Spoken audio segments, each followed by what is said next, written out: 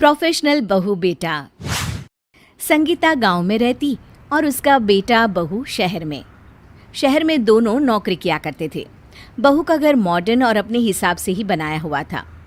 एक दिन संगीता उन लोगों के घर रहने जाती है। संगीता की बहू निक्की दरवाज़ा खोलती है। अरे माँ जी, आपने तो आने में बहुत देर लगा दी। हम दोनों का ही ऑफिस जाने का वक्त हो रहा था। संगीता घर के अंदर जाती है और सामने खड़े बेटे को देखती है। राहुल, तुम मुझे स्टेशन लेने नहीं आए। मैं तुम्हारा इंतजार कर रही थी, इसलिए देर हो गई आने में। तभी निक्की बोल पड़ती है, अरे माँ, ये महानगर है, आपका गांव नहीं। जितने में आपको जाकर लाने जाते उतने में तो हम गांव ही आ जाते।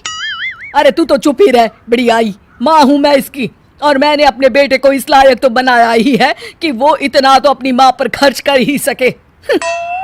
चल, भूख लगी है मुझे, नहाने जा रही हूँ मैं, वैसे भी बहुत थक गई हूँ। अब माँ, मैंने और निक्की ने आपका नाश्ता और खाना बना कर रख दिया है, आप आराम से खा लेना। हम ऑफिस के लिए निकल रहे हैं, शाम को मिलते हैं। इतना कहकर दोनों घर से ऑफिस चले जाते हैं।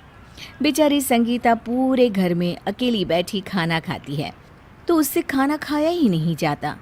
ओहो, एक तो अकेले खाओ और ऊपर से खाना भी ठंडा। चलो किचन में चलकर खुद ही कुछ बना लेती हूँ। संगीता किचन में जाती है, लेकिन उससे गैस नहीं जलती। हे भगवान, न जाने कौन कौन से नए तरीके के चूल्हे आ गए हैं, न जलाए जाते हैं न समझ में आते हैं। ठंडा ही खा लेती हूँ। संगीता मन मारकर किसी तरह खाना खा लेती है और इसी तरह दिन ब दिन बीतते जाते हैं। एक दिन संगीता कहती है, बेटा, मैं घर में बोर हो जाती हूँ, कहीं घुमाने ले चलो ना, यहाँ तो कोई किसी से बात नहीं करता। देखिए माँ, यहाँ अगल बगल किसी से बात भी मत करना, क्या पता कौन कैसा हो। अरे बेटा, बाहर नहीं निकलूंगी तो जान पहचान कैसे होगी? अकेली क्या मैं दीवार से बात करूं? माँ, अब आपको हमारे घर में ही रहना है तो ऐसे ही रहने की आदत डाल लेनी चाहिए। यहाँ सब घर के अंदर ही रहते हैं। संगीता बेचारी गांव में खुले घर आंगन में रहने वाली अब शहर के छोटे से घर में फंस जाती है। न कोई बात करने वाला, न बोलने वाला, खाना भी ठंडा और अकेले खाना पड़ता। एक दिन संगीता घर से बाहर जाती है तो उसे पड़ोस की एक महिला मिलती है। वो उससे बात करती है और दोनों दोस्त हो जाते हैं। एक दिन संगीता उस औरत के साथ घर में बैठी होती है कि तभी निक्की आ जाती है। अरे माँ जी, ये कौन है? ये मेरी सहेली है, पास के मकान में ही रहती है। अरे माँ जी, आपको जो मना करो वही आप क्यों करती हैं? आपको कितनी बार कहा कि यहाँ किसी पर भरोसा नहीं किया जा सकता। अरे कैसी बहू हो तुम, कोई सास से ऐसे बात करता है भला? अरे वो तो छोड़ो, मेरे चले जाने का तो इंतजार कर लेती, मेरे सामने ही मेरी बुराई कर रही हो। अरे चलिए चलिए, ये मेरी सास तो गांव की है, इन्हें क्या पता कि शहर में लोग कितने चालाक होते हैं। आप अपने घर जाइए। अरे बहू, ये तुम क्या बोल रही हो?